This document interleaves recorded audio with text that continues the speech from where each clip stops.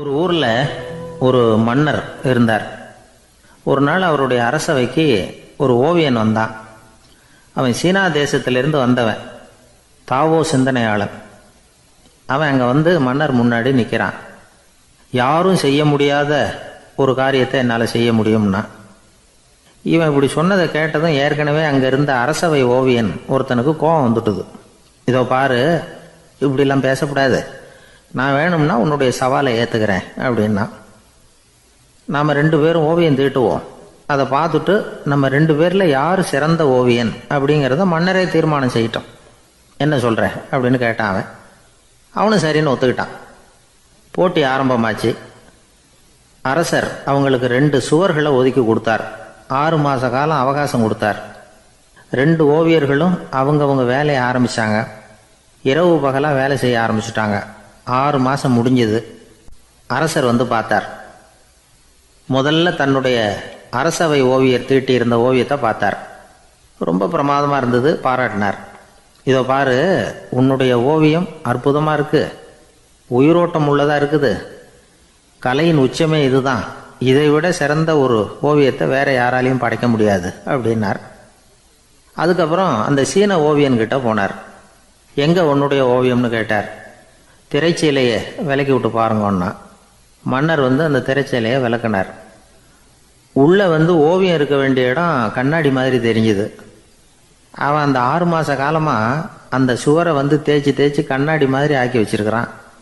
அதுக்கு நேராக எதிர் சுவரில் அரசவை ஓவியம் தீட்டின ஓவியம் இருக்குது. அது எதிரில் இருந்த இந்த கண்ணாடியில் பட்டு பிரதிபலிக்குது.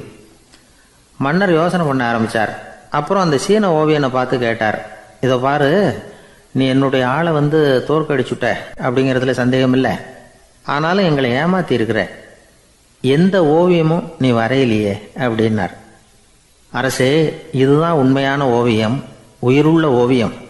இது வந்து மனோபாவங்களை பிரதிபலிக்கும், மாறுகின்ற காலங்களை அப்படியே காட்டும் அப்படின்னா அந்த சீன ஓவியன்.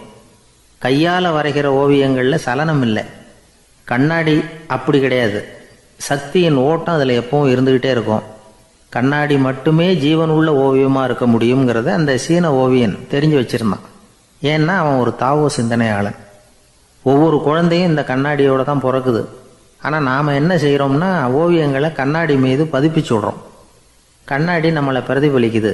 நம்முடைய அழகோ அவலட்சணமோ கண்ணாடியை பாதிக்கிறது இல்லை. ஏன்னா அதுக்கு மனம் கிடையாது. கடந்து போன வினாடியை பற்றி அது சிந்திக்கிறது இல்லை. அடுத்த கணத்தை பற்றின எதிர்பார்ப்பும் அதுகிட்ட கிடையாது. அதுதான் பற்றற்ற நிலை. மனிதனுக்கு தேவைப்படுறது அதுதான். கண்ணாடிக்கிட்ட இருந்து நாம் வந்து கற்றுக்கொள்ள வேண்டிய பாடம் இது. வாழ்க்கையில் வந்து மனிதர்களை நேசிக்கலாம், உலகின் அழகையெல்லாம் பிரதிபலிக்கலாம், ஆனால் எதையும் பற்றி கொண்டு விடக்கூடாது அப்படிங்கிறது பெரியவர்கள் அறிவுரை. துயரம்ங்கிறது பற்றுக்களின் சாயை. கண்ணாடி முன்னாடி நிற்கிறப்போவெல்லாம் நமக்கு இந்த ஞாபகம் வரணுமா.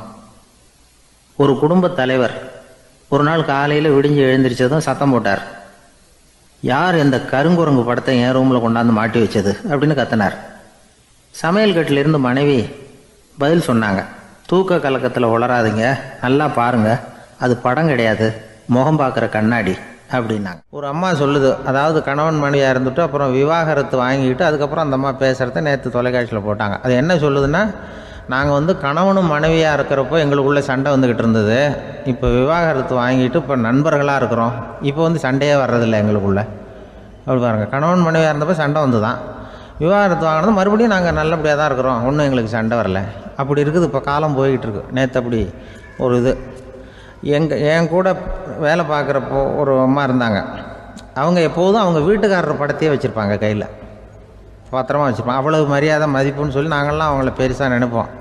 இது எதுக்குமா அவங்க வீட்டுக்காரர் படத்தை பத்திரமா இல்லை கையிலே வச்சுருக்கீங்களே, ஆஃபீஸுக்கெல்லாம் எடுத்துகிட்டு வந்து வச்சு அடிக்கடி எடுத்து பார்த்துக்குவாங்க.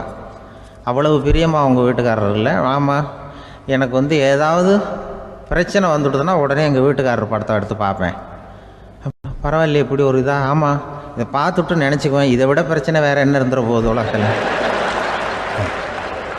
அப்படின்னு நினச்சிக்குவேன். உடனே எனக்கு எல்லாம் போயிடும் அப்படின்ட்டு தான். அப்படி ஒரு அம்மா இருந்தாங்க, இப்போ இருக்காங்க, வேலை பார்த்துக்கிட்டு இருக்காங்க. அப்படிலாம் நீங்கள் இருக்கிற தாய்மார்கள் பெண்கள் யாராவது அப்படி கூட பண்ணலாம். எப்போதுமே உங்கள் வீட்டுக்காரர் படத்தை கையில் வச்சுக்கோங்க. அது ஒரு யோசனை, குடும்பம் குதூகலமாக இருக்கிறதுக்கு அது ஒரு யோசனை.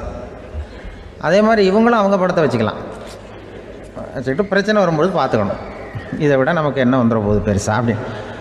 அப்படி தான் இருக்கணும். குடும்பம் வந்து நல்லபடியாக இருக்கணும்னா அதுக்கு இப்போ சொல்லுவாங்க, கடவுளே வந்து ஒரு வீட்டு கணவன் வீட்டு தலைவர் கனவுல வந்தாராம். கடவுள் வந்து இது மாதிரி உன்னை விட்டுட்டு உங்கள் குடும்பத்தை உன்னையெல்லாம் விட்டுட்டு போக போகிறேன்னா, அதனால் ஏதாவது வரம் வேணும்னா கேட்டு போய் வாங்கிக்கோ அப்படின்னு கடவுள் சொன்னாராம் இந்த குடும்ப தலைவர்கிட்ட. அவருக்கு என்ன கேட்குறதுன்னு புரியல. கடவுள் வந்து விட்டுட்டு போகிறேங்கிறாரு, ஏதாவது வரம் கேட்டுக்கோ அப்படின்னு நம்ம என்ன பண்ணுறது, என்ன கேட்குறதுன்னு ஒன்றும் புரியல. குழம்பிக்கிட்டு இருந்தான் அந்த ஆள் கனவுல. இப்போ கடவுள் சொன்னாரா, சரி நீ ரொம்ப குழப்பமாக இருக்க, நாளைக்கு மறுபடியும் உன் கனவுல வரேன், அதுக்குள்ளே நீ முடிவு பண்ணி வை, உனக்கு என்ன வரம் வேணுமோ கேட்டு வாங்கிக்கோ, உனக்கு வரம் கொடுத்துட்டு நான் போயிடுறேன், உன்னை விட்டுட்டு போகிறதா நான் முடிவு பண்ணிட்டேன் அப்படின்ட்டுருக்காரு கடவுள்.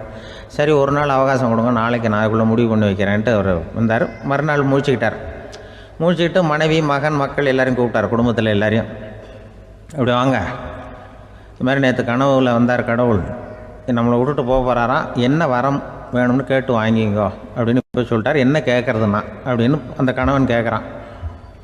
இந்த மனைவி சொல்கிறாங்க, என் உடம்பு பூரா நகையாக இருக்கணும் அப்படின்னு கேளு அப்படின்ட்டுருக்கு. அதுக்குள்ளே அந்த ஒரு பொண்ணு ஓடி வந்து, அப்படிலாம் கேட்காதப்பா கடவுள்கிட்ட, இப்போ இருக்கிற சொத்து எவ்வளோ இருக்கோ அதுபோல் இன்னொரு பங்கு வேணும்னு கேளு அப்படின்னு. அந்த பையன் வந்து அவன் வேறு சொன்னான், அவன் அது நமக்கு வந்து இது போல் ஒரு 10 பங்காவது வேணும், 2 பங்களா கார் வேணும் அப்படின்னு அவன் ஒரு லிஸ்ட்டை கொடுத்தான். இவர் என்ன கேட்குறதுன்னு முடிவு பண்ணுறதுக்குள்ள அங்கே வேலை செய்கிற அம்மா, ஒரு வயசான அம்மா வந்திருக்கு, வேலை செய்கிற அம்மா. அது வந்து சொல்லித்தான் இவர்கிட்ட, தப்பாரு கடவுள்கிட்ட அப்படிலாம் கேட்காதப்பா, நாளைக்கு வரும்பொழுது என்ன வர வேணும்னா எங்கள் குடும்பத்தில் எல்லாரும் அன்பாக இருக்கணும் பாசமாக இருக்கணும்னு கேட்டு வாங்கிக்கோ வரத்தை, அன்பு பாசம் குடும்பத்தில் எப்போதும் நிலவணும்னு கேட்டு வாங்கிக்கோ, வேற எல்லாம் நம்ம பார்த்துக்கலான்னு இந்த பெரியம்மா சொல்லித்தான். மறுநாள் அதே மாதிரி படுத்து தூங்கினார். கடவுள் கனவுல வந்தார். வந்து கேட்கும்பொழுது இவர் சொன்னாராம், ஐயா எனக்கு வந்து எங்கள் குடும்பத்தில் நாங்கள் கணவன் மனைவி புள்ள குட்டி எல்லாம் பாசமாக இருக்கணும் அன்பாக இருக்கணும், இதுதான் எங்களுக்கு வர வேணும் அப்படின்னு கேட்டாராம்.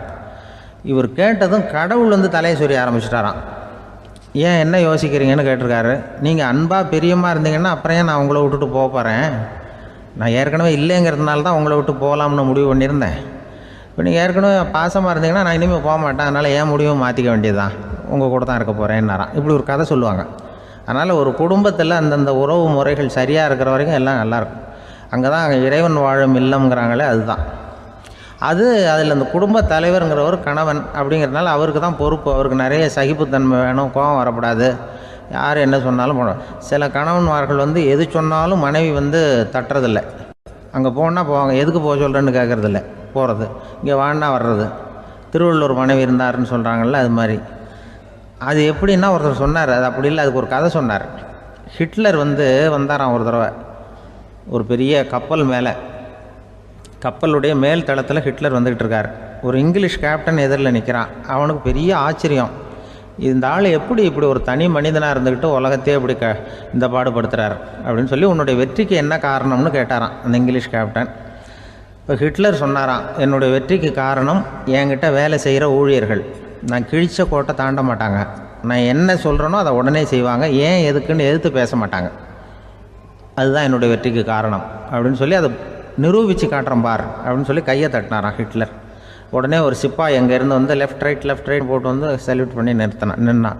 உடனே ஹிட்லர் சொன்னார், நீ அப்படியே இந்த கப்பல் மேல் தளத்துலேருந்து அப்படி கடலில் விழுந்து செத்து போடா அப்படின்னு பொத்துன்னு குதிச்சுட்டான். எதுக்கு சொல்கிறேன் என்ன இதில், உடனே குதிச்சு செத்து போட்டான். இவருக்கு பெரிய ஆச்சரியம் கேப்டனுக்கு. ஹிட்லர் சொன்னார், இதுதான் என்னுடைய வெற்றிக்கு காரணம், தப்பார் இன்னொருத்தனை கூப்பிட்றேன் அப்படின்னு தட்டினா இந்த பக்கத்துலேருந்து ஒருத்தன் வந்தான், லெஃப்ட் ரைட் வந்து நின்னா, நீ இப்படி குதிச்சு செத்து போடா அப்படின்னு பொத்துன்னு குதிச்சுட்டான். எதுக்கு போக சொல்கிறீங்கன்னு ஒன்றுமே கேட்கல, குதினா உடனே குதிச்சுட்டான். அப்போ ஹிட்லர் சொன்னார், இதே மாதிரி என்னுடைய ஒவ்வொரு ஊழியர்களும் இருக்கிறாங்க, நானும் ஊழியர்களை இழக்கிறதுக்கு தயாராக இல்லை, தப்பார் தயாராக இருப்பேன் எப்போதும், தப்பார் இன்னொருத்தரன் தட்டுறேன்னு இன்னொருத்தர் வந்தார். எதிர்த்தாவிலேருந்து ஒருத்தன் லெஃப்ட் ரைட் சல்யூட் அடித்தான். நீயும் குதிச்சு செத்து போடான்ருக்கார் ஹிட்லர். இவனால் பொறுக்க முடியல, இந்த இங்கிலீஷ் கேப்டன் அனாவசியமாக ஒவ்வொருத்தனாக குதிச்சுட்றானேன்னு சொல்லி ஓடி போய் அவனை குதிச்சிட்டான். குதிக்கிறதுக்கு முன்னாடி பிடிச்சி தனியாக எழுத்துட்டு போட்டான். தனியாக எழுத்துட்டு போய் அந்த சிப்பாய்கிட்ட கேட்டாரான் அந்த இங்கிலீஷ் கேப்டன், ஏன்ப்பா அந்த ஆள் குதிக்க சொல்கிறான்னா நீ ஏன் எதுக்குன்னு கேட்குறது இல்லையா, உடனே குதித்து செத்து போகிறீங்களே, இதெல்லாம் என்ன அநியாயம் அப்படின்ட்டுருக்கான் அந்த இங்கிலீஷ் கேப்டன் கையை பிடிச்சிக்கிட்டு. உடனே அந்த சிப்பாய்க்கு கோவம் வந்துட்டு தான், உடையா கையை, இவன்ட்ட வேலை பார்க்குறத விட உழுந்து செத்து போகலான்னு நான் குதிக்கிறான். நீ என்ன அனாவசியமாக எதுக்கியா இருக்க சொல்கிறேன் அப்படின்னு சொல்லி குதிச்சுட்டானா. அதனால் இந்த உடனே சொல்கிறத செய்கிறாங்க பாருங்கள், அவங்கள நம்பக்கூடாது. கணவன்மார்களுக்கு ஒரு எச்சரிக்கை. சொல்கிறத உடனே செஞ்சுருவாங்க மனைவி. நீ அங்கே போனால் போங்க, வரணும் அது ஹிட்லர் மாதிரி நினைக்கிறாங்கன்னு அர்த்தம். இதுகிட்ட பேசிக்கிட்டு இருக்கிறத விட சொல்கிறத செஞ்சுட்டு போடுவோமே. அப்படி சமாளிக்கிற கணவன்மார்கள் உண்டு. குடும்பத்தில் அப்படிலாம் இருந்து சமாளிக்கிறாங்க. ஊரில் ஒரு மன்னர் இருந்தார். அவர் பக்கத்து தேசத்து மேலே படையெடுக்கணும்னு நினச்சிக்கிட்டு இருந்தார். அதையும் தன்னுடைய நாட்டோட சேர்த்துக்கணுங்கிற ஆசை. எப்போ படையெடுக்கலாம்னு யோசிச்சுக்கிட்டு இருந்தார். இப்படி யோசிச்சுக்கிட்டு இருந்த சமயத்தில் ஒரு பெரியவர் அவரை தேடிட்டு வந்தார். அவர் அடிக்கடி வருவார், அவர்கிட்ட பேசிக்கிட்டு இருப்பார். இப்போ அப்படித்தான் வந்தார். என்ன மன்னா யோசனைன்னாரு. இவர் தன்னுடைய யோசனையை சொன்னார். இந்த சமயத்துல மன்னருக்கு தாகம் எடுத்தது, தண்ணி குடிக்கணும் போல இருந்தது. உடனே அங்க இருந்த ஒரு அரண்மனை பணியாளரை கூப்பிட்டார். போய் கொஞ்சம் தண்ணி கொண்டு வாப்பா அப்படின்னார். அந்த பணியாளர் போனார், ஒரு கோலையில தண்ணி கொண்டு வந்தார். ராஜா கிட்ட நீட்டினார். ராஜா அதை வாங்கி குடிக்கிறதுக்காக வாய்கிட்ட கொண்டுட்டு போனார். அந்த நேரம் பார்த்து மன்னா கொஞ்சம் பொறுங்கன்னார் இந்த பெரியவர். ஆவலோட குடிக்க போன மன்னர் அப்படியே நிறுத்திக்கிட்டு பெரியவரை பார்த்தார். இப்ப அந்த பெரியவர் சொன்னார், மன்னா இப்ப உங்களை விட வலிமை உள்ள ஒரு சக்தி உங்களுக்கு தண்ணி கொடுக்க மறுத்துடுதுன்னு வைங்க, உங்களை குடிக்க விடாம தடுத்துடுது அப்படின்னா இப்ப இந்த ஒரு கோவள தண்ணீரை என்ன விலை கொடுத்து வாங்குவீங்க அப்படின்னு கேட்டார். இப்ப எனக்கு இருக்கிற தாகத்துக்கு என்னுடைய அரசாங்கத்துல பாதியையாவது கொடுத்து இந்த தண்ணியை வாங்கறதுக்கு தயங்க மாட்டேன்னார் அவர். சரி, இப்ப அந்த தண்ணியை குடிங்கன்னார் பெரியவர். மன்னர் ஆவலோட அந்த தண்ணியை குடிச்சு முடிச்சார்.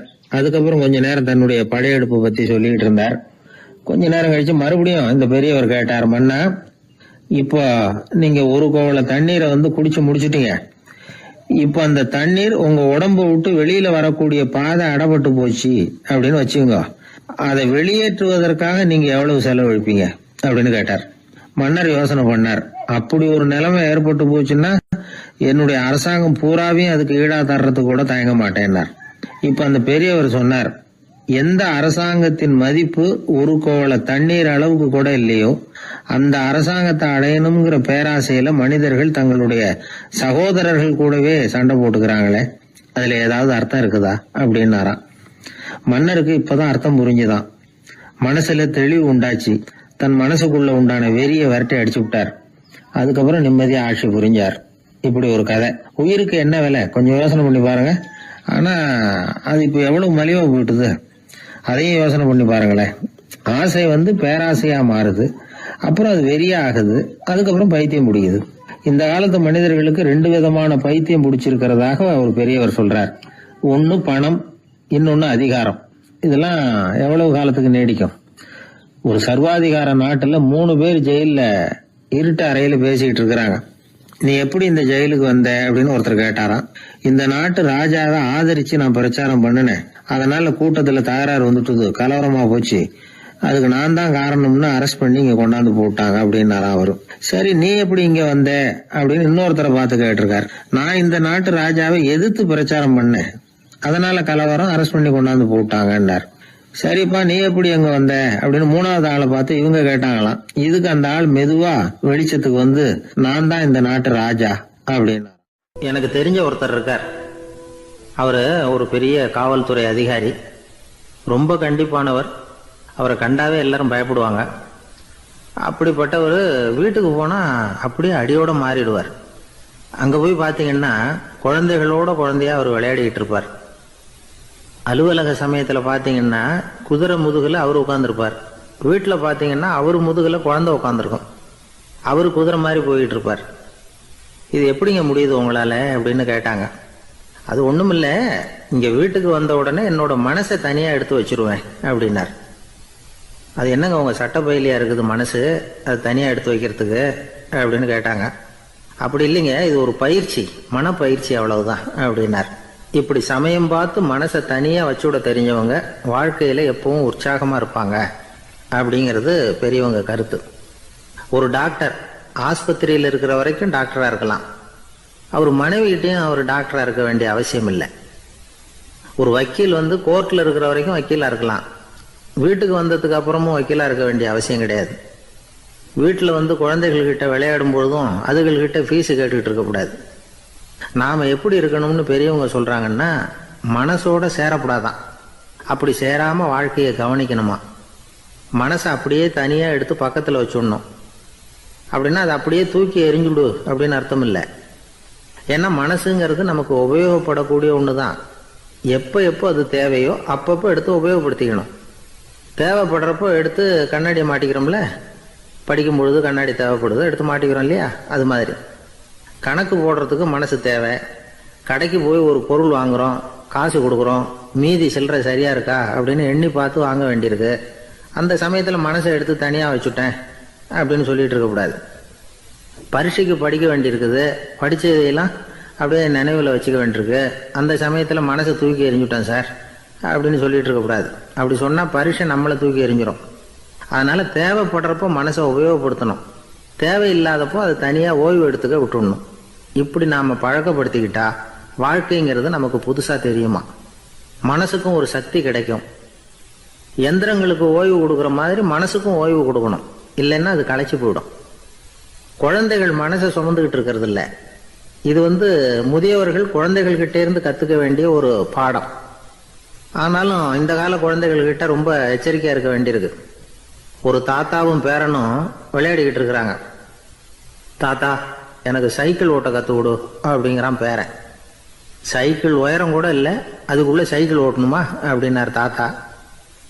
ஏன் தாத்தா, ரயில் ஓட்டுறாரு, அவர் என்ன ரயில் நீளமாக இருக்கார் அப்படின்னு கேட்டானா அந்த பையன்.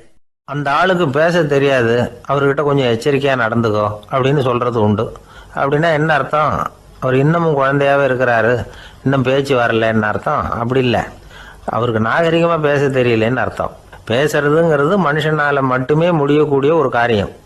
அப்படி இருந்தும் அதோட பெருமையை அவன் இன்னமும் சரியாக புரிஞ்சிக்கலன்னு தான் சொல்லணும். அதனால தான் அவன் அளவுக்கு அதிகமாக வார்த்தைகளை கொட்டி விடுறான். அதுக்கப்புறம் அதையெல்லாம் திருப்பி அள்ள முடியாமல் கிடந்து கஷ்டப்படுறான். கொட்டின வார்த்தையை அள்ள முடியுமா? ஒருத்தரை இன்னைக்கு பார்த்து முட்டாள்னு திட்டி விடுறீங்க, நாளைக்கு மறுபடியும் அவர்கிட்ட போய் நேற்றுக்கு உன்னை முட்டாள்னு சொல்லிவிட்டேன், அந்த வார்த்தையை திருப்பி கொடு வாங்கிட்டு போயிடுறேன் அப்படின்னு நான் சொல்ல முடியும்? அவன் கோபக்காரனாக இருந்தால் நேற்றுக்கே அதை வேறு விதமாக உங்களுக்கு திருப்பி கொடுத்துருப்பான். உலகத்தில் எவ்வளவோ ஜீவராசிகள் இருக்குது, அதுக்கெல்லாம் வாய் இருக்குது. அந்த வாயெல்லாம் எதுக்கு உபயோகம்? சாப்பிட்றதுக்காக.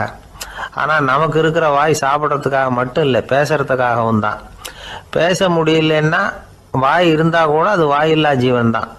ஒரு பையனை பார்த்து அது வாய் உள்ள புள்ள பொழைச்சிக்கும் அப்படின்னா மற்ற பையன்களுக்கெல்லாம் முகத்தில் வாயே இல்லைன்னு அர்த்தம்? அப்படி இல்லை, அந்த பையன் கொஞ்சம் கெட்டிக்காரத்தனமாக பேசுவான்னு அர்த்தம். அதனால் எப்படி பேசணும் அப்படிங்கிறத நாம் முக்கியமாக தெரிஞ்சுக்கணும். இதுக்கு 8 விதமான குறிப்புகளை நம்ம பெரியவங்க சொல்லியிருக்கிறாங்க. பேச்சுக்கு 8 அங்கங்கள் உண்டு அப்படின்னு அவங்க சொல்கிறாங்க.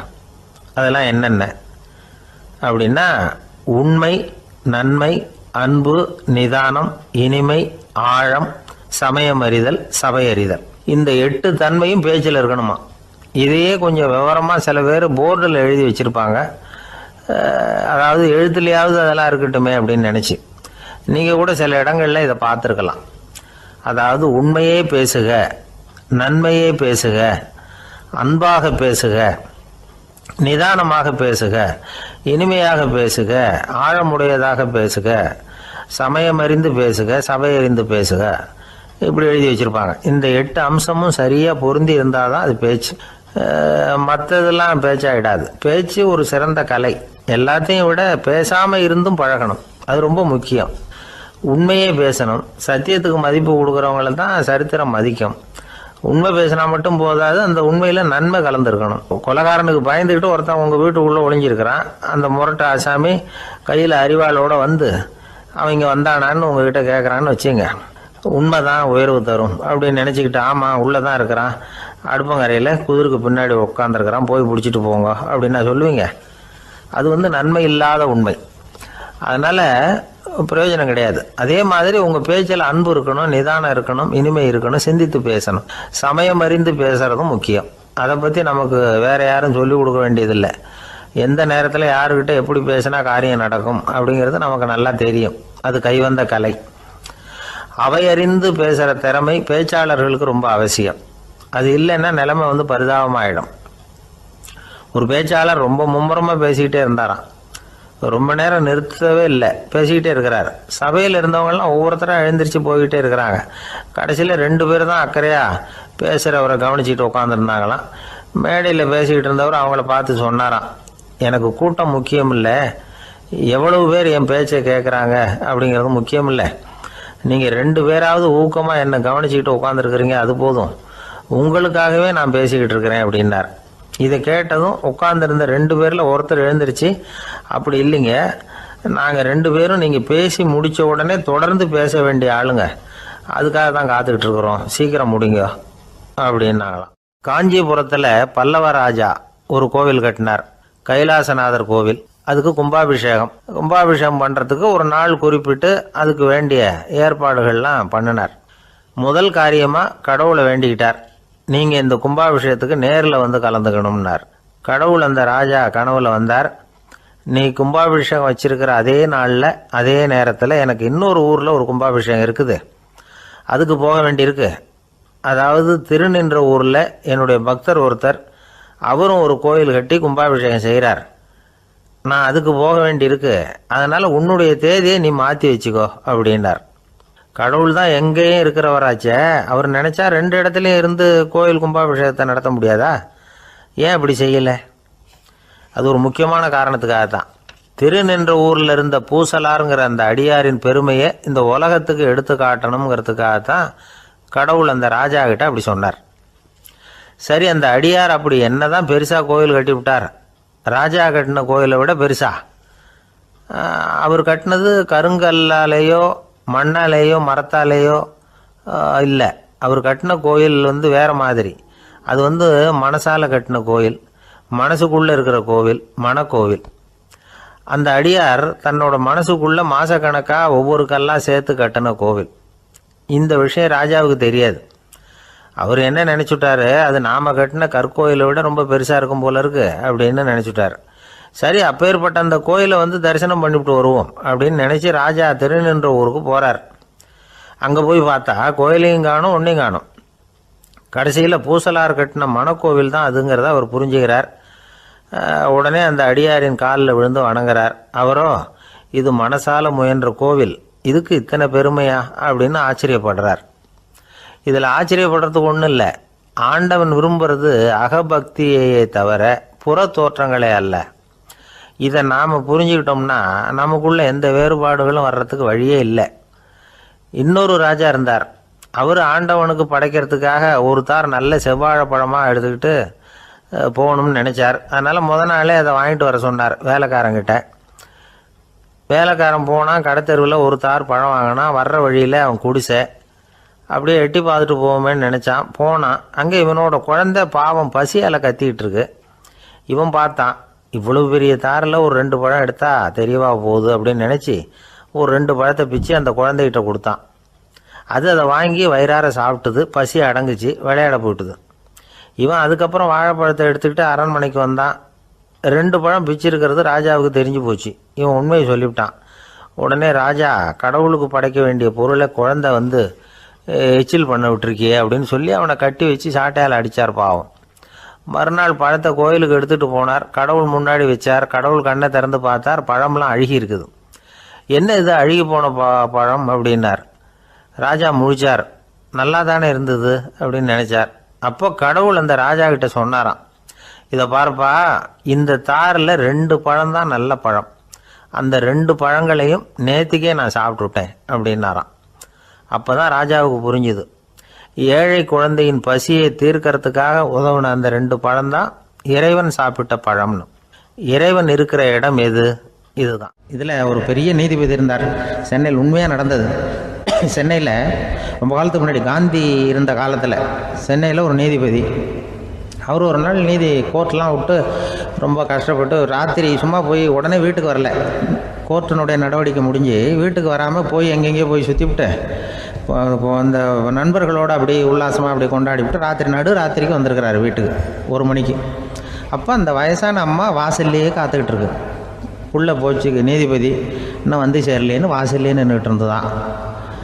அப்போ அது வந்த உடனே பலார்னு அரைஞ்சி விட்டாங்களாம் அந்த அம்மா. ஏன்டா அவ்வளோ தூரம் எங்கே போனேன்? என்ன தான் நீதிபதியாக இருந்தாலும் அவங்களுக்கு உள்ள தானே, பலார்னு அரைஞ்சி விட்டாங்க. உடனே அவர் கலங்கி போய் அழுதாராம்.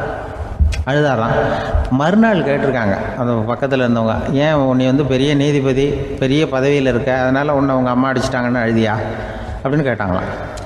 அப்போ அவர் சொன்னாராம் நீதிபதி, இல்லை நான் வந்து இது மாதிரி எங்கள் அம்மாக்கிட்ட அடிக்கடி அடி வாங்குவேன். எப்போதும் அவங்க அடிக்கிற அடி பலமாக விழும். இப்போ அவங்க அடித்தது எனக்கு வலிக்கவே இல்லை. அந்த அளவுக்கு அவங்களுக்கு வயசாகிட்டுதே, பலம் குறைஞ்சிட்டுதேன்னு நினச்சி அழுதேன் அப்படின்னு இருக்காராம். அதுதான் புள்ள அம்மா பேரில் உள்ள பாசங்கிறது. இதே போல் நான் சொன்னது மாதிரி முன்னாடி இவர் ஒரு இறைநேச செல்வர் ஒருத்தர் இருந்தார். ஒரு அம்மா வந்து எனக்கு அப்பா தண்ணி கொடுப்பா அப்படின்ட்டு படுக்கையில் இருந்த அம்மா. இவர் ஏதோ படிச்சுக்கிட்டு இருந்தவர், ஒரு சின்ன இளைஞர் உடனே ஓடி போய் ஒரு குவளையில் தண்ணி எடுத்துகிட்டு போய் அம்மாவுக்கு முன்னாடி நிற்கிறார். முன்ன அந்த அம்மா அதுக்குள்ளே தூங்கி போச்சு. இவர் அந்த தண்ணியை வச்சுக்கிட்டு அவர் பாட்டு நிற்கிறார். விடிஞ்சு போச்சு. விடிகிற சமயத்தில் அந்த அம்மா முடிச்சு பார்க்குது, பையன் தண்ணியோட கையில் வச்சுட்டு நிற்கிறார். ஏம்மா என்னப்பா நீ ராத்திரி பூரா தண்ணியோடு நின்றுட்டு இருக்கிறியா எனக்கா அப்படின்னு. அப்பா அவர் சொன்னாராம், ஆமாம்மா ராத்திரி தண்ணி தாகமாக இருக்குன்னு கேட்டிங்க, உடனே தண்ணி கொண்டு வந்துட்டேன். ஓடி வந்து பார்க்கும்பொழுது நீங்கள் தூங்கிக்கிட்டு இருந்தீங்க.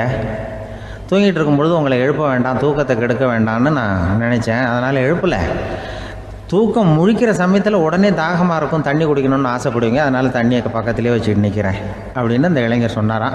அப்படியே கட்டி பிடிச்சிட்டு நீ பிற்காலத்தில் பெரிய அறிஞராக வருவேன்னு சொல்லி அந்த அம்மா வரணும்னு சொல்லி இறைவனை வேண்டாங்களாம்.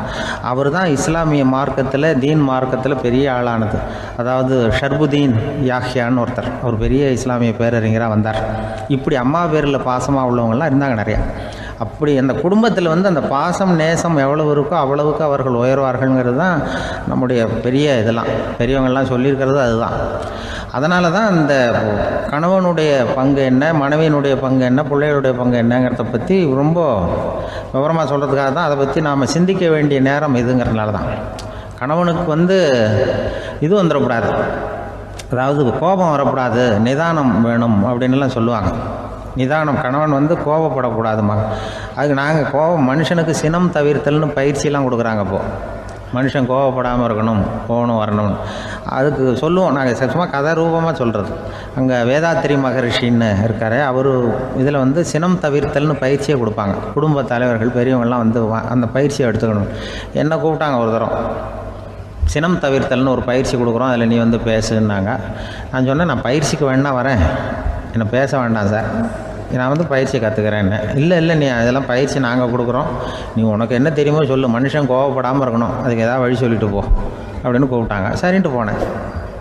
போய் அங்கே போய் நான் சொன்னேன், இது மாதிரி எனக்கு தெரிஞ்சது ஒரு கதை மாதிரி சொன்னேன். மீனம்பாக்கம் ஏர்போர்ட், அங்கே ஜப்பானுக்கு போக வேண்டிய ஒரு பிரயாணி லக்கேஜோடு நிற்கிறார் நிறையா.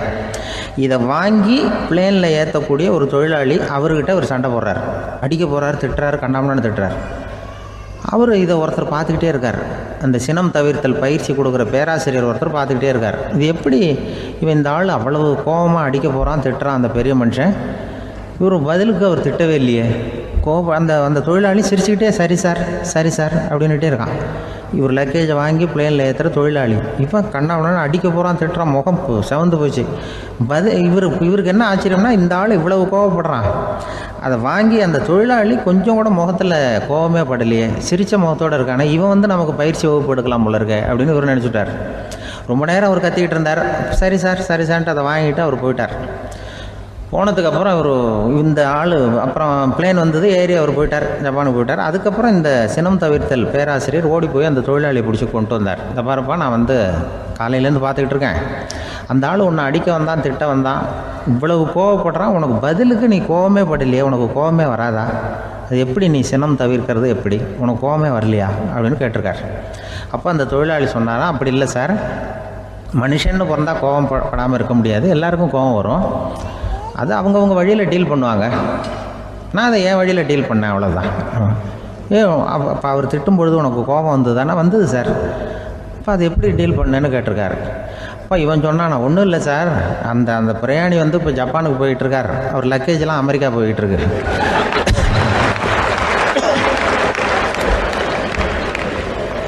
இதுக்கு நாம் எதுக்கு சார் அனாவசியமாக அவன்கிட்ட போய் சண்டை போட்டுக்கிட்டேன், அப்படி மாற்றி ஏற்றி விட்டா அவன் போய் பார்த்துக்கிறான் எங்கேயாவது. அதுதான் நான் சினம் தவிர்க்கிற வழி அப்படின்னு சொன்னாரான். உடனே இதை தான் எனக்கு தெரிஞ்சது கோபம் வராமல் இருக்கிறதுன்னு அங்கே பேசினேன் அந்த கூட்டத்தில். அதுக்கப்புறம் இன்ன வரைக்கும் அவங்க கூப்பிடுறதே இல்லை என்ன. ஏன்னா நாங்கள் வந்து முறையாக ஒருத்தன் கோவப்படாமல் இருக்கிறதுக்கு என்ன வழின்னு சொல்லி கொடுத்துட்ருக்குறோம். நீ எப்படி பண்றியப்பா அப்படின்னு சொல்லி. ஒரு ஊர்ல 2 சகோதரர்கள், அதாவது அண்ணனும் தம்பியும். அந்த 2 பேர்ல அண்ணனுக்கு கல்யாணம் ஆயிட்டுது, தம்பிக்கு கல்யாணம் ஆகல. வேணாம்னு இருந்துட்டான். அவங்க 2 பேருக்குமே சொந்தமா கொஞ்சம் நிலம் இருந்தது. அது எப்படிப்பட்ட நிலம்னா நல்ல விளையக்கூடிய நிலம். அப்பா விட்டுட்டு போன சொத்து. தனித்தனியா விவசாயம் பண்ணிட்டு இருக்கிறாங்க. அண்ணங்காரன் கல்யாணம் ஆனவன். அவன் என்ன நினைப்பான்னா, நமக்கு மனைவி மக்கள் இருக்கிறாங்க, அதனால கடைசி காலத்துல நம்மளை காப்பாத்துறதுக்கு பிள்ளைங்க இருக்கிறாங்க, அதாவது முதுமையில நமக்கு பாதுகாப்பு உண்டு. ஆனா என் தம்பிக்கு தான் யாருமே இல்ல. அவன் கல்யாணமே பண்ணிக்கல, தனி ஆள். அவனுக்கு வயசானா அவனை கவனிக்கிறதுக்கு யாருமே இல்லையே, அதனால அவன் தான் அதிகமா பணம் சேர்க்கணும், அதுக்கு நாம தான் எப்படியாவது உதவி பண்ணணும் அப்படின்னு அண்ணங்காரன் நினைப்பான். அதுக்காக என்ன செய்யலாம்னு யோசனை பண்ணுவான். ஒரு நாள் ராத்திரி ஒரு சாக்கு நிறைய நெல்லை போட்டு எடுத்து கட்டிட்டான். கட்டி தூக்கிட்டு போறான். தம்பி வீட்டுக்கு பின்பக்கம் இருந்த களஞ்சியத்துல நெல்லை கொட்டிவிட்டு பேசாம திரும்பி வந்துட்டான். அவனுக்கு தெரியாம இதை செஞ்சுட்டான். ஏன்னா தம்பி கிட்ட நேரடியா கொடுத்தா வாங்கிக்க மாட்டான். அதனால இப்படி ரகசியமா போய் அவனுக்கு தெரியாமலே அவன் வீட்டு களஞ்சியத்துல தானியத்தை கொட்டி விட்டு திரும்பி வந்துட்டான். இதே மாதிரி அடிக்கடி பண்ணிட்டு இருக்கிறான் அவனுக்கு தெரியாம. ஆனா இதே நேரத்துல தம்பிக்காரன் என்ன யோசனை பண்ணான் தெரியுமா? நாம தனி ஆளு, ஆனா அண்ணன் குடும்பம் பெருசு, அதனால எனக்கு அதிகமா எதுவும் தேவையில்லை, அண்ணனுக்கு தான் தேவை அதிகம், குடும்பத்துல உள்ளவங்களை எல்லாம் காப்பாத்தணும், அவருக்கு தான் நாம ஏதாவது உதவி பண்ணணும்னு நினைச்சான். இவனும் அதே மாதிரி யோசனை பண்ணான். நேர்ல கொடுத்தா அவர் எதுவும் வாங்கிக்க மாட்டார், அதனால எப்படியாவது வேற வழியில தான் நாம அவருக்கு உதவி செய்யணும்னு யோசனை பண்ணான். அதனால இவனும் ராத்திரியோட ராத்திரியா ஒரு சாக்கு நிறைய தானியத்தை கொட்டி கட்டி எடுத்துக்கிட்டான். அண்ணனோட களஞ்சியத்துல கொட்டி விட்டு கம்முன்னு திரும்பி வந்துட்டான். இதே மாதிரி இவனும் அடிக்கடி செஞ்சுக்கிட்டு இருந்தான். அதாவது அண்ணன் நல்லா இருக்கணுமேன்னு நினைச்சு தம்பிக்காரன் கொண்டாந்து தானியத்தை கொட்டுறான், தம்பி நல்லா இருக்கணுமேன்னு நினைச்சு அண்ணங்காரன் கொண்டாந்து தானியத்தை கொட்டுறான். இது ஒருத்தருக்கு ஒருத்தர் தெரியாம தொடர்ந்து நடந்துகிட்டு இருக்குது. ஒரு நாள் என்னாச்சு தெரியுமா? நடு ராத்திரி அண்ணங்காரன் எழுந்திரிச்சான். வழக்கம் போல நெல்லு மூட்டையை தூக்கிட்டு தம்பி வீட்டுக்கு போறான். அதே நேரம் தம்பியும் எழுந்திரிச்சான். நெல்லு மூட்டையை தூக்கிட்டு அண்ணன் வீட்டுக்கு போறான். 2 தெருவும் சந்திக்கிற ஒரு இடத்துல 2 பேரும் மோதிக்கிட்டாங்க. அதுக்கப்புறம் தான் நிமிந்து பாக்குறாங்க யாருன்னு. அடடே தம்பி நீயா அண்ணா அவன், ஆமா அண்ணே நீங்களா அண்ணா இவன். ரொம்ப காலமா ரகசியமா நடந்துகிட்டு இருந்தது என்னங்கிற விஷயம் அப்பதான் அந்த இடத்துல 2 பேருக்குமே புரிஞ்சுது. இது நடந்து ரொம்ப காலம் கழிச்சு அந்த ஊர்ல கோயில் கட்டுறதுக்கு ஒரு இடம் தேடினாங்களாம். ஒரு புனிதமான இடம் தேவை, நம்ம ஊர்ல அப்படிப்பட்ட இடம் எதுன்னு எல்லாரும் யோசனை பண்ணாங்களாம். எல்லாரும் ஒரு மனதா முடிவு பண்ண இடம் எது தெரியுமா? அந்த அண்ணனும் தம்பியும் நடு ராத்திரியில சந்திச்சுக்கிட்ட அந்த இடம் தான். அதுதான் புனிதமான இடம் அப்படின்னு முடிவு பண்ணாங்க. அந்த இடத்துலதான் கோயிலையும் கட்டினாங்களாம். கடவுளை வணங்குகிறவர் வணங்காதவர் அப்படிங்கிற அடிப்படையில சமயத்தை கண்டறிவதில்லை, அன்பு செலுத்துகிறவர் செலுத்தாதவர் அப்படிங்கிற 2 வகையினரில் தான் சமயம் கண்டறியப்படுகிறது அப்படிங்கிறது பெரியவர்கள் கருத்து. இந்த காலத்துல எல்லாம் சகோதர பாசம் இப்படியா இருக்குது. ஒருத்தன் சொன்னான், எங்க வீட்டுல பங்கு பிரிச்சு போ, எனக்கு எதுவுமே வேணாம், எல்லாத்தையும் எங்க அண்ணன்கிட்டயே கொடுத்துருங்கன்னு சொல்லிவிட்டேன் அப்படின்னா ரொம்ப பெருமையா. பரவாயில்லையே, உங்க அப்பா விட்டுட்டு போனது எவ்வளவு இருக்கும்னு. அது என்ன சுமாரா ஒரு 50,000 இருக்கும்னா. என்ன சொத்தான்னு கேட்டேன். இல்லைங்க கடன் அப்படின்னா. அதனாலதான் கடன் இருக்குங்கிறதுனாலதான் அண்ணன்கிட்டயே கொடுத்துருங்க அப்படின்னு தாராளமா சொல்லிவிட்டு வந்திருக்கிறான். இப்படி இருக்குது சகோதர பாசம். ஆனா பாசம்ங்கிறது ரொம்ப உயர்வானது. அது அண்ணன் தம்பிகள் எப்படி இருக்கணும் அப்படிங்கறதுக்கு அந்த அபூர்வ சகோதரர்கள் ஒரு உதாரணம். குடும்பத்துல மற்றவர்கள்ட்ட நேசத்தோடையும் பாசத்தோடையும் பழகினாதான் வாழ்க்கை இனிமையா அமையும். சில பேர் ஆளை பார்த்தா 60 வயசு மாதிரி தோணும், உண்மையான வயசு என்னன்னு பார்த்தா 40 அல்லது 45. சில பேரை பார்க்கறதுக்கு 45 மாதிரி தெரியும், உண்மையிலேயே 65 தாண்டி இருப்பாங்க. ஒரு மனிதனுக்கு 2 வகையான வயது உண்டுங்கிறார் ஓஷோ. அதாவது உடம்புக்குன்னு ஒரு வயசு, மனசுக்குன்னு ஒரு வயசு. முதல் உலக மகாயுத்தம் நடந்தது இல்லையா, அது முடிஞ்சதுக்கு அப்புறம் முதல் தடவையா மனிதனின் மூளை வளர்ச்சியை பத்தி மனநல வைத்தியர்கள் ஒரு கணக்கெடுப்பு சோதனை நடத்தினாங்களாம். அது வரைக்கும் மனிதனுக்கு 2 வகையான வயது உண்டுன்னு யாரும் சிந்திச்சதே இல்லையா. அந்த உலக மகாயுத்தம் முடிஞ்சதுக்கு அப்புறம் மனிதனுடைய சராசரி மனதின் வயதை கணக்கிட்டு பார்க்கும் பொழுது அவங்களுக்குலாம் ரொம்ப அதிர்ச்சியா இருந்துதான். ஏன்னா அது ரொம்ப பின்தங்கிய நிலையில இருந்திருக்கு, வளர்ச்சி அடையாத நிலையில இருந்திருக்கு. அவங்க கண்டுபிடிச்ச பிரகாரம் அப்போ மனசோட சராசரி வயசு என்ன தெரியுமா? 14. அப்படின்னா பாத்துங்க, உடல் ரீதியா ஒருத்தரோட வயசு 70 கூட இருக்கலாம், ஆனா மனசோட வயசு 14 தான். இதுக்கு நேர்மாறா அமைஞ்சு போச்சுன்னு வச்சுங்க. அதாவது ஒருத்தருக்கு உண்மையிலேயே 14 வயசு, அதாவது உடலோட வயசு 14, அவரோட மனசின் வயசு 70ன்னு வச்சுக்கோங்க.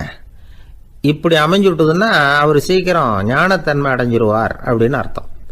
இப்போ நமக்கெல்லாம் உடம்போட வயசு மனசோட வயசு ரெண்டும் ஒன்றா இருந்துட்டா அதுவே போதும், அதுவே பெரிய விஷயம். இப்போ எமர்சன் கிட்ட போய் ஒருத்தர் கேட்டாராம், உங்கள் வயசு என்ன அப்படின்னு. அவர் உடனே பதில் சொல்லியிருக்கார், 360 வருஷம் அப்படின்னாராம். கேட்டவர் குழம்பி போயிட்டார். அவர் என்ன சொல்கிறாரு, 360 வயசா? என்ன நம்ம காதில் தான் சரியாக விழலையா?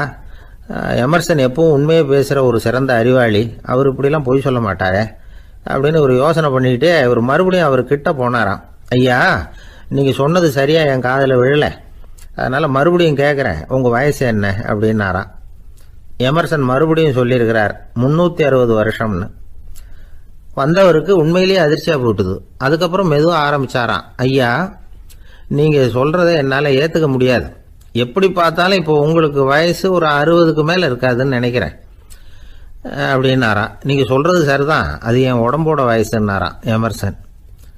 அப்படின்னா ஏற்கனவே நீங்கள் சொன்னது அப்படின்னு கேட்டிருக்காரு, அது என் மனசோட வயசு அப்படின்னாராம். நம்மளை பொறுத்த வரைக்கும் அறிவு தூசு படிஞ்சிருக்கு, அது மாதிரியே அன்பும் மாசுபட்டிருக்கு. இது ரெண்டையும் சுத்தம் பண்ண வேண்டியிருக்குது. அப்போ தான் நாம் சரியான வயசில் வாழ முடியும். ஒரு ஆசாமி இருக்கிறார், அவருக்கு உடம்போட வயசு அதிகம், மனசோட வயசு ரொம்ப குறைச்சல், குழந்தை மாதிரி. அவர் ஒரு ஆஸ்பத்திரியில் படுத்திருக்கிறார். நர்சம்மா எல்லாருக்கும் மருந்து கொடுத்துட்டு போகிறாங்க. கொஞ்ச நேரம் கழித்து திரும்பி வந்தாங்க. அப்போ இவர் அந்த அம்மாவை கூப்பிட்டு சொல்கிறார், இதை பாருங்கள் சிஸ்டர், நீங்கள் எல்லாருக்கும் சின்ன சின்ன மாத்திரையாக கொடுத்துட்டு எனக்கு மட்டும் நீளமான மாத்திரையாக கொடுத்துட்டீங்க. முழுங்கிறதுக்கு ரொம்ப கஷ்டமாக போச்சு. இனிமேல் எனக்கும் சின்ன மாத்திரையாக கொடுங்க சிஸ்டர் அப்படின்னாராம். அந்த அம்மா உடனே அதிர்ச்சியாகி தலையில் அடிச்சுக்கிட்டாங்களாம். நான் கஷ்டப்பட்டு மாத்திரையை முழுங்கினத்துக்கு நீங்கள் ஏமா தலையில் தட்டிக்கிறீங்க அப்படின்னு கேட்டிருக்காரு இவர். இதுக்கு அவங்க சொல்லியிருக்கிறாங்க, நான் உங்களுக்கு கொடுத்துட்டு போனது மாத்திரை இல்லைங்க, அது தெர்மாமீட்டர் அப்படின்னாங்களாம். இந்த உலகத்தில் எல்லாருக்கும் மகிழ்ச்சி தரக்கூடிய ஒரு பொருள் எது? இது ஒரு முக்கியமான கேள்வி. இந்த கேள்விக்கு பொருத்தமான ஒரு பதிலை உங்களால் சொல்ல முடியுமா? அதாவது கொஞ்சம் யோசித்து பார்த்தா பணம்னு சொல்லலாமா? இப்போ கையில் காசு இல்லாதவங்ககிட்ட ஒரு 10 ரூபாயை கொடுத்தா அது அவனுக்கு சந்தோஷத்தை கொடுக்கும். ஏற்கனவே வருமான வரி பிரச்சனையில் சிக்கி இருக்கிறவர்கிட்ட இன்னும் கொஞ்சம் பணம் இருந்தாங்கன்னு சொல்லி கொடுத்தோம்னா அது அவருக்கு சங்கடத்தை தான் கொடுக்கும். அதனால் அந்த கேள்விக்கு பணம்ங்கிறது பொருத்தமான பதிலாக இருக்க முடியாது. கேள்வி என்னன்னா, இந்த உலகத்தில் எல்லாருக்கும் மகிழ்ச்சி தரக்கூடிய ஒரு பொருள் எது? சரி, இனிப்புன்னு சொல்லலாமா? ஏன்னா எல்லாருக்கும் இனிக்க தானே செய்யும். அதுலேயும் ஒரு சிக்கல் இருக்குது. சர்க்கரை வியாதிக்காரங்களுக்கு அது என்ன சந்தோஷத்தையாக கொடுக்கும்? ஆக எல்லாருக்கும் வேறுபாடு எதுவும் இல்லாமல் மகிழ்ச்சியை கொடுக்கக்கூடியது வேற ஏதோ ஒன்று இருக்குது. அது என்னன்னு கண்டுபிடிக்கணும். அதுதான் இன்னைக்கு தகவல். இப்போ அதை கண்டுபிடிக்கணும்னா இந்த கதையை கேட்கணும். அது என்ன கதைன்னா, ஒரு ஊரில் ஒரு ராஜா இருந்தார். அவருக்கும் இதே சந்தேகம் வந்துட்டுது. அதாவது எல்லாருக்கும் இன்பம் தரக்கூடிய பொருள் எது அப்படின்னு. இதுக்கு பதில் தெரிஞ்சுக்கிறதுக்கு ஆசைப்பட்டார். சரி, அதுக்கு என்ன செய்யலாம்னு யோசனை பண்ணார். நாட்டு மக்களுக்கு பகிரங்கமாக ஒரு அறிவிப்பு கொடுத்தார். நம்ம நாட்டு மக்கள் இன்பம் தரக்கூடிய பொருள் எதுன்னு நினைக்கிறாங்களோ அதை கொண்டுகிட்டு அரண்மனையில் உள்ள கண்காட்சி மண்டபத்தில் வைக்கலாம். அப்படி அவங்க வைக்கிற பொருள்களில் எது எல்லாருக்கும் இன்பம் தரக்கூடியதாக இருக்குமோ அதை வச்சவருக்கு 1000 பொற்காசுகள் பரிசு அப்படின்னு அறிவிப்பு கொடுத்துட்டார். ஜனங்கள் இந்த அறிவிப்பை கேட்டாங்க. அதுக்கப்புறம் சும்மா இருப்பாங்களா? 1000 பொற்காசுன்னா சும்மாவா? அவங்க கையில் என்னென்ன கிடைச்சதோ அதையெல்லாம் கொண்டாந்து அரண்மனை காட்சி மண்டபத்தில் வச்சுட்டாங்க. அதுக்கப்புறமா ராஜா அங்கே வந்தார். ஒவ்வொன்றா பார்த்துக்கிட்டே வந்தார். முதல்ல ஒரு குயில் இருந்தது, இனிமையாக பாடக்கூடிய குயில். இந்த குயிலோட இன்னிசை எல்லாருக்கும் இன்பம் தரக்கூடியது தான். இருந்தாலும் காது கேட்காதவங்களுக்கு இந்த இசை எப்படி இன்பம் தர முடியும்? அதனால் இது சரியில்லைன்னு விட்டார். அடுத்தபடியாக போனார். அங்கே என்ன வச்சுருக்குறாங்கன்னு பார்த்தா ஒரு அழகான மயில் அங்கே தோகை விரித்து ஆடிக்கிட்டு இருக்குது. இந்த மயிலோட ஆட்டம் மனசுக்கு இன்பம் தரக்கூடியது தான். இருந்தாலும் பார்வை இல்லாதவங்க இந்த ஆட்டத்தை பார்த்து ரசிக்க முடியுமா? முடியாது. அதனால் இதுவும் சரியில்லை அப்படின்னு சொல்லிவிட்டார். அதுக்கு அடுத்தபடியாக போனார். பல வகையான இனிப்பு பண்டங்களை வச்சுருந்தாங்க. பார்த்தார், வயசானவங்களுக்கும் நோயாளிகளுக்கும் இது இன்பம் தராது, துன்பம் தான் கொடுக்கும் அப்படின்னார். இப்படி ஒவ்வொன்றா பார்த்துக்கிட்டே போகிறார். அழகான மலர்கள், கனிகள், ஓவியங்கள் எதுவுமே பொருத்தமாக தெரியல. சகல பேருக்கும் இன்பம் தரக்கூடிய வகையில் எதுவும் இல்லை. கடைசியாக வந்தார். அங்கே ஒரு களிமண் பொம்மை இருந்தது. அது என்ன பொம்மை தெரியுமா? பசியால் வாடி இருக்கிற ஒருத்தருக்கு ஒரு அம்மா இனிமையாக பேசிக்கிட்டு சோறு போடுறது மாதிரி அந்த பொம்மையை செஞ்சுருந்தாங்க. அதுக்கு கீழே அன்பு அப்படின்னு எழுதியிருந்துதான். ராஜா பளிச்சுன்னு ஒரு முடிவுக்கு வந்தார். அந்த பொம்மையை செஞ்ச சிற்பியை வரவழைச்சார், பரிசு கொடுத்தார். அன்பு ஒன்று தான் எல்லாருக்கும் இன்பம் அளிக்கக்கூடிய பொருள். காது கேட்காதவங்களும் அதை கேட்க முடியும், பார்வை இல்லாதவங்களும் அதை பார்க்க முடியும், குழந்தைகளும் அதை உணர முடியும் அப்படின்னு அதுக்கு விளக்கம் கொடுத்தார் அந்த மன்னர். இந்த உலகத்தில் எல்லாருக்கும் மகிழ்ச்சி தரக்கூடிய ஒரு பொருள் அன்பு தான். அதை புரிஞ்சுக்கிட்டு தான் சில கணவன்மார்கள் மனைவி பேரில் ரொம்ப அன்பை காட்டிக்கிறது வழக்கம். ஒரு வீட்டு வாசப்படி பக்கமாக மழைக்கு வந்து ஒதுங்கினார் ஒருத்தர். மழை தூரிக்கிட்டு இருந்தது, இருட்டு நேரம். அந்த வீட்டில் இருந்தவர், இன்னைக்கு ராத்திரி வேணும்னா இங்கேயே தங்கிட்டு காலையில் போங்க அப்படின்னார். உடனே இவர் சொன்னார், ரொம்ப நன்றிங்க, ஒரு 10 நிமிஷத்தில் இதை வந்துடுறேன் அப்படின்னு சொல்லிவிட்டு எங்கேயோ ஓடினார். 10 நிமிஷம் கழித்து திரும்பி வந்தார். ஆமாம், எங்கே போயிட்டு வந்தீங்கன்னு கேட்டார் வீட்டில் இருந்தவர். நேராக எங்கள் வீட்டுக்கு போய் மனைவி கிட்ட இன்னைக்கு ராத்திரி இங்கேயே தங்கிக்கிறேன்னு சொல்லிவிட்டு வந்துட்டேன் அப்படின்னார் அவர். அன்புல இது ஒரு ரகம். உனக்காக நான் என்ன வேணும்னாலும் செய்யறதுக்கு தயாரா இருக்கிறேன் அப்படின்னாரு ஒருத்தர். சரி, வேற ஒன்றும் வேணாம், ஒரு 10 ரூபா பணம் இருந்தா கைமாத்தா கொடு, நாளைக்கு தந்துடுறேன் அப்படின்னாரு இன்னொருத்தர். அவ்வளவுதான், நான் அவசரமா ஒரு ஆளை பார்க்க வேண்டியிருக்கு, அப்புறமா வந்து உன்னை பாக்குறேன் அப்படின்னு சொல்லிவிட்டு அந்த ஆள் நழுவி போயிட்டார். இதுதான் இன்னைக்கு உலக நிலவரம். ஆனா ஒருத்தர் மேல உண்மையாவே அன்பு செலுத்துறது அப்படிங்கிறது ரொம்ப பெரிய விஷயம். பக்தி செலுத்துறதுங்கிறது அதை விட பெரிய விஷயம். பக்தினா ஏதோ கோயிலுக்கு போய் சாமி கும்பிட்டு வர்றது இல்ல. பக்தியோட எல்லை எதுன்னு தெரிஞ்சுக்கிறதுக்கு உங்களுக்கு ஆசையா இருக்குதா அப்படின்னா ஒரு கதை உண்டு, அதுக்கு அதை கேளுங்க. அதாவது மயூர சர்மன் அப்படின்னு ஒருத்தர் இருந்தான். கிருஷ்ணர் மேல அவன் ரொம்ப பக்தியா இருந்தான். ஒரு நாள் கிருஷ்ணர் வந்து அவனை பார்த்துட்டு போகலாம்னு நினைச்சு வந்தாரு. கிருஷ்ணரை பார்த்த உடனே அவனுக்கு ரொம்ப மகிழ்ச்சி இருக்காது அப்படின்னு. ஏன்னா வழக்கமா பக்தர்கள் தானே பகவான் கிட்ட ஏதாவது கேட்கறது வழக்கம். இங்க வந்து பகவான் வந்து பக்தனை பார்த்து கேட்க ஆரம்பிச்சுட்டாரு. இத பாருப்பா, உங்ககிட்ட நான் ஒண்ணு கேட்பேன், கொடுப்பியா அப்படின்னார். பக்தன் மாட்டேன் நான் சொல்லுவான், நீங்க என்ன கேட்டாலும் அதை கொடுக்கறதுக்கு நான் சித்தமா இருக்கிறேன் அப்படின்னா மயூர சர்மன். உன்னோட மகன் ஒருத்தன் இருக்கானே 5 வயசுல, அவன் தான் எனக்கு வேணும்னாரு. இவன் கொஞ்சம் கூட தயங்கல, சரி தந்தேன் அப்படின்னு சொல்லிவிட்டான். கிருஷ்ணர் பார்த்தார், அவன் உடம்பு பூராவும் எனக்கு தேவையில்லை, அவன் உடம்போட வலது பாகம் மட்டும் எனக்கு போதும்னாரு. அதுக்கும் சரி அப்படியே கொடுக்குறேன். இவன் அந்த சின்ன பையனை நிக்க வச்சு அவன் தலையில இருந்து ஒரு ரம்பத்தால அறுக்கணும், அப்பதானே அது 2 பாகமா ஆக்க முடியும் அப்படின்னாரு. சரி அப்படியே செய்யறேங்கிறான் அவன். அந்த ரம்பத்தை நீ ஒரு பக்கம் பிடிச்சுக்கணும், உன்னோட மனைவி ஒரு பக்கம் பிடிச்சுக்கணும், நீங்க 2 பேரும் அப்படி பிடிச்சுக்கிட்டு அதை அறுத்து அவனை 2 துண்டாக்கணும் அப்படிங்கிறாரு. அதுக்கும் சரிங்கிறான். அப்படி செய்யறப்போ நீயும் அழப்படாது, உன்னுடைய மனைவியும் அழப்படாது அப்படின்னு அடுத்த கண்டிஷன். அதுக்கும் சரிங்கிறான். அடுத்த அப்படி ஒரு கண்டிஷன் போடுறாரு, அதாவது உன்னுடைய மகனும் அழப்படாது அப்படிங்கிறாரு. அதுக்கும் சரின்னு ஒத்துக்கிட்டான். இவ்வளவு நிபந்தனைகள் பேர்ல தான் உன் மகனோட வலது பாகத்தை நான் ஏத்துக்குவேன், இல்லைன்னா ஏத்துக்க மாட்டேன் அப்படின்னு சொல்லிவிட்டாரு அவர். உங்களோட அத்தனை நிபந்தனைகளுக்கும் கட்டுப்பட்டு நாங்க நடக்கிறோம் அப்படின்னு சொல்லிவிட்டான் மயூர சர்மன். உடனே மகனை கூப்பிட்டான். அவன் வந்து நின்னான், அவனை குளிப்பாட்டினான், புது ஆடைகள் போட்டு விட்டான். அதுக்கப்புறம் ஒரு ரம்பத்தை எடுத்து அறுக்க ஆரம்பிச்சான்.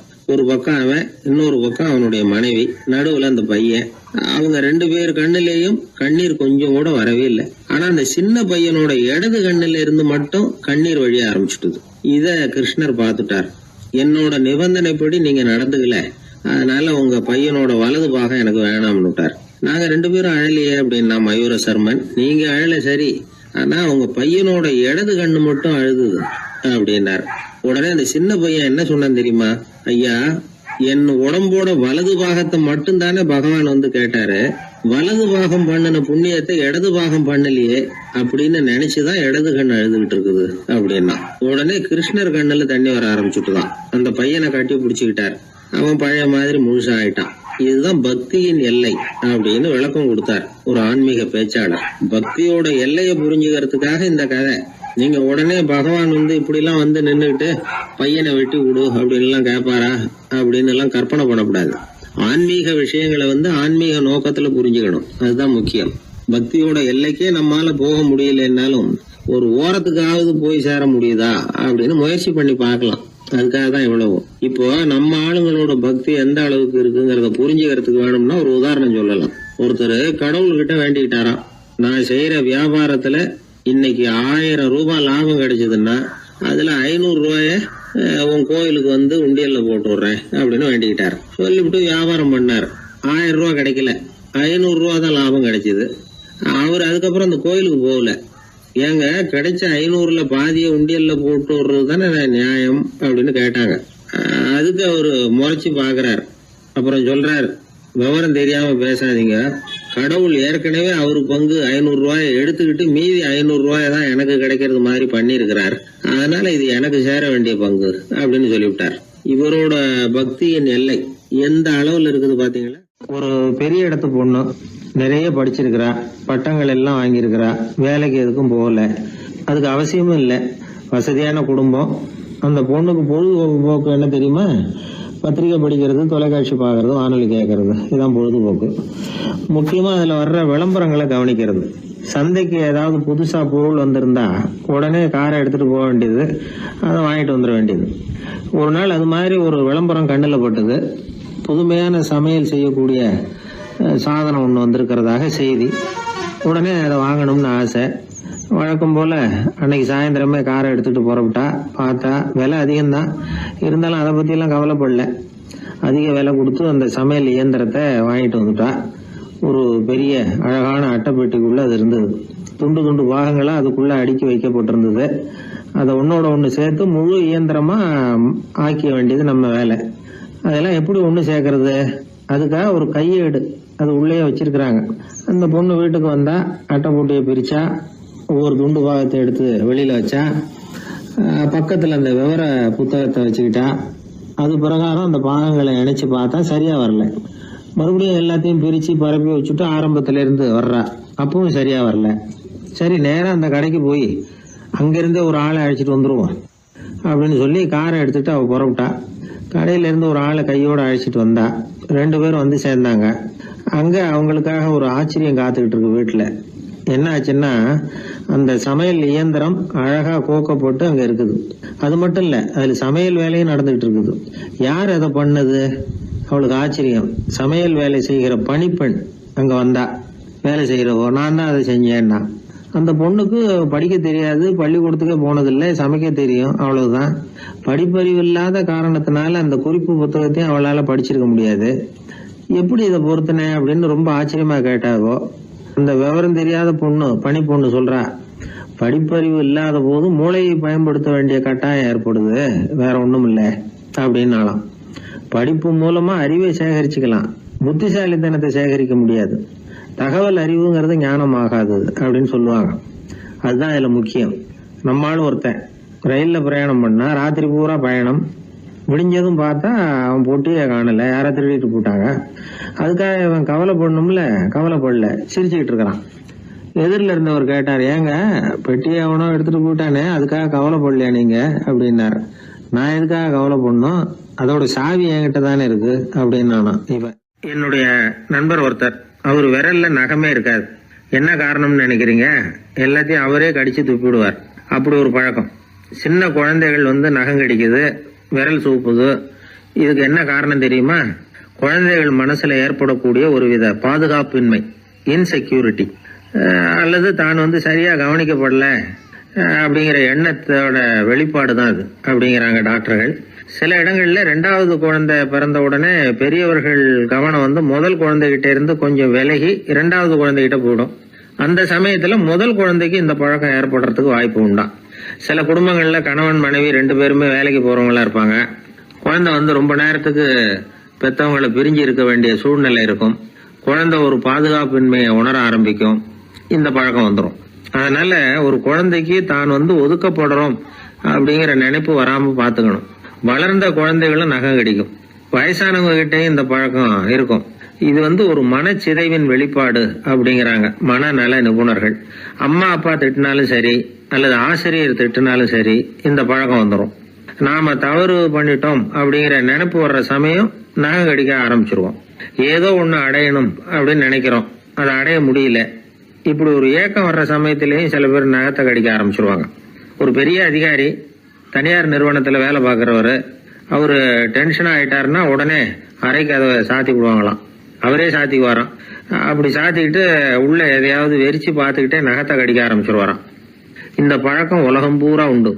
நகம் கடிக்கிறவங்களை அந்த பழக்கத்திலிருந்து மீட்கிறதுக்கு என்ன வழி அப்படின்னு லண்டன்ல உள்ள அழகியல் நிபுணர்கள் யோசனை பண்ணி பார்த்துருக்குறாங்க.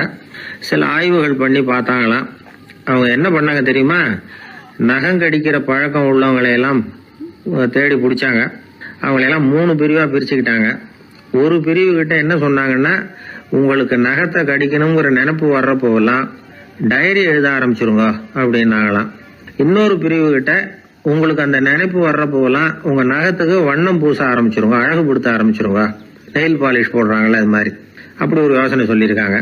3வது குழுவினர்கிட்ட உங்களுக்கு நகத்தை கடிக்கணுங்கிற எண்ணம் வர்றப்போலாம் விரல்களை இறுக்கமா மூடி வச்சுக்கிட்டு வேற விஷயங்கள்ல கவனம் செலுத்துங்க அப்படின்னு சொன்னாங்களாம். இப்படி 3 வித முயற்சி பண்ணி பார்த்ததுல கடைசியா அவங்க என்ன கண்டுபிடிச்சாங்க தெரியுமா? 3வது குழு செஞ்சதுல நல்ல பலன் கிடைச்சதாம். அதாவது நகம் தெரியாதபடிக்கு விரலை இறுக மூடிக்கிட்டு வச்சுக்கிட்டோம்னா அந்த பழக்கம் மாறுதான். அப்படி இருந்தவங்க கிட்ட இந்த நகம் கடிக்கிற பழக்கம் மெதுவா குறைஞ்சு போச்சான். அதனால நகம் கடிக்கிற பழக்கம் உள்ளவங்க இதை முயற்சி பண்ணி பார்க்கலாம். ஒரு ஆள் இருந்தார், அவருக்கு எப்ப பார்த்தாலும் நகத்தை கடிச்சுக்கிட்டே இருக்கணும், அப்படி ஒரு பழக்கம். அதனால அவர் விரல்ல எப்பவும் நகம் இருக்கிறது இல்லை, விரல் இருக்கிறதே பெரிய ஆச்சரியம். அவருக்கு திடீர்னு உடம்புல அரிப்பு, சொரிஞ்சிக்க முடியல, அரிப்பும் நிக்கல. 1 வாரம் தொடர்ந்து கஷ்டப்பட்டார். கடைசியா ஒரு டாக்டர் கிட்ட ஓடினார். அவர் எல்லாத்தையும் விவரமா கேட்டுக்கிட்டு கடைசியா கொஞ்சம் மாத்திரை கொடுத்து வேலைக்கு ஒண்ணு சாப்பிடு அப்படின்னாராம். இந்த மாத்திரை எதுக்கு டாக்டர்? அரிப்பு நிக்கிறதுக்கா அப்படின்னாராம். இல்ல நகம் வளர்றதுக்காக அப்படின்னாராம் இந்த டாக்டர். இயேசுநாதர்கிட்ட ஒருத்தர் கேட்டாராம், இயேசுவே என்னை எவ்வளவு நேசிக்கிறீர்கள் அப்படின்னு. அவர் தன்னுடைய 2 கைகளையும் அகல விரித்து இவ்வளவு என்று சொல்லி சிலுவையில் உயிர் நீத்தார் அப்படின்னு சொல்லுவாங்க. அதாவது அந்த நேசிப்புக்கு எல்லை கிடையாது, அதே போல மன்னிப்புக்கும் எல்லை கிடையாது. இது இயேசுநாதர் சொல்லி கொடுத்த ஒரு பாடம். இயேசுனுடைய சீடர்கள்ல ஒருத்தன் பீட்டர், அவன் ஒரு நாள் இயேசுநாதர்கிட்ட கேட்டிருக்கான், இயேசுவே நான் என்னுடைய தம்பி கிட்ட அடிக்கடி சண்டை போட்டுக்கிட்டு இருக்கிறேன், என்னுடைய சகோதரன் கூட, அவனை நான் எத்தனை தடவை மன்னிக்கிறது? ஏற்கனவே 7 தடவை அவனை மன்னிச்சுட்டேன் அப்படின்னு சொல்லியிருக்கிறான். அப்போ இயேசு சொன்னாராம், மன்னிக்கிறதுக்கு எத்தனை தடவைங்கிற கணக்கெல்லாம் கிடையாது. எத்தனை தடவை உன்னுடைய சகோதரன் உன்னை கோபப்படுத்துகிறானோ அத்தனை தடவை நீ மன்னிக்கிறதுக்கும் தயாரா இருக்கணும், அதுதான் அப்படின்னு சொன்னாராம். அப்போ இவனுக்கு ஒன்றும் புரியல, இது என்ன அவன் தப்பு பண்ணிக்கிட்டே இருப்பான், நாம மன்னிச்சுக்கிட்டே இருக்கிறதா அப்படிங்கிறது மாதிரி குழப்பமா இருந்திருக்கிறான். அப்போ இயேசுநாதர் தன்னுடைய சீடன் பீட்டர்கிட்ட ஒரு கதை சொன்னாராம்.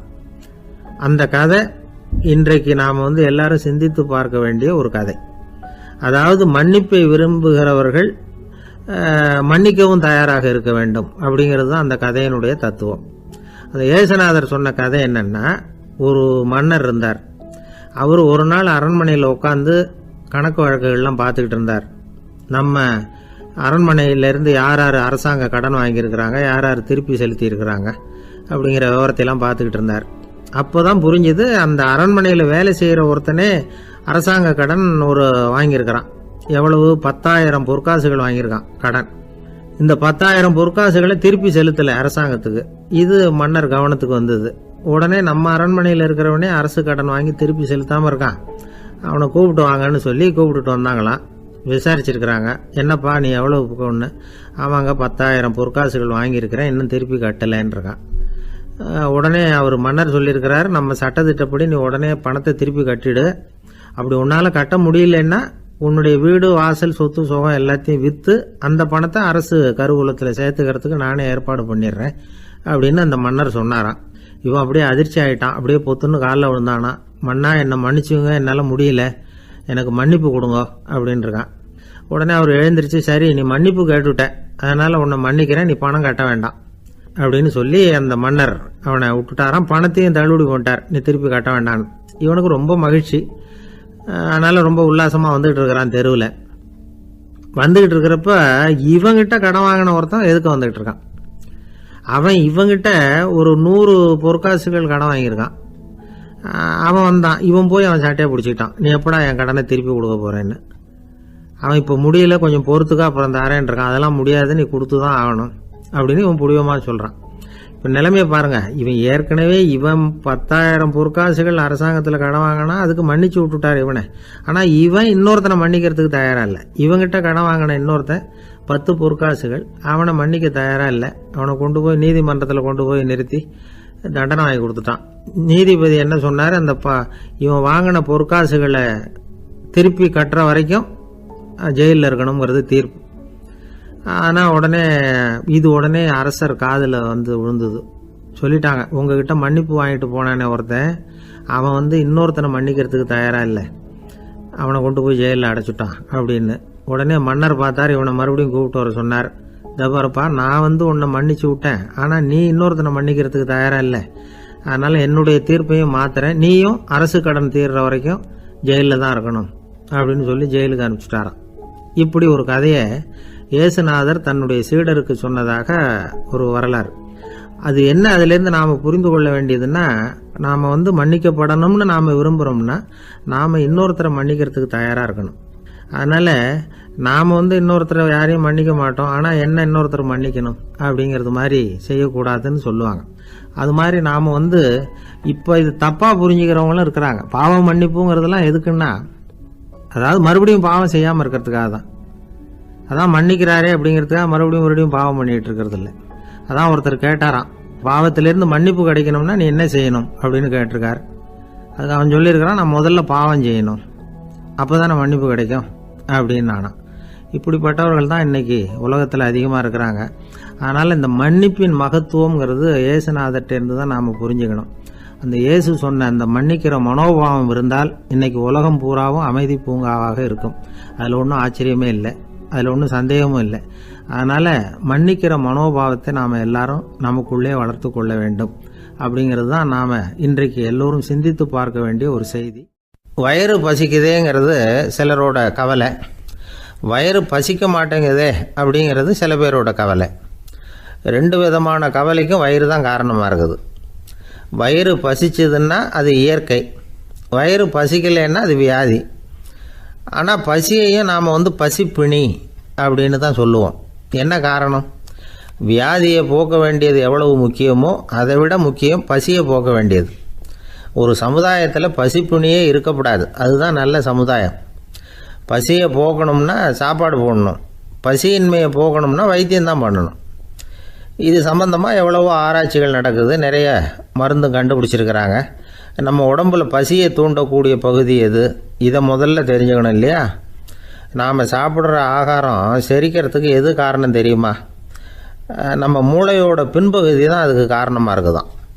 மூளையின் பின்பகுதியில் நரம்பு செல்களால் ஆன 2 வகையான ஆரக்சின்கள் தான் பசியை உண்டாக்குது அப்படின்னு கண்டுபிடிச்சிருக்கிறாங்க.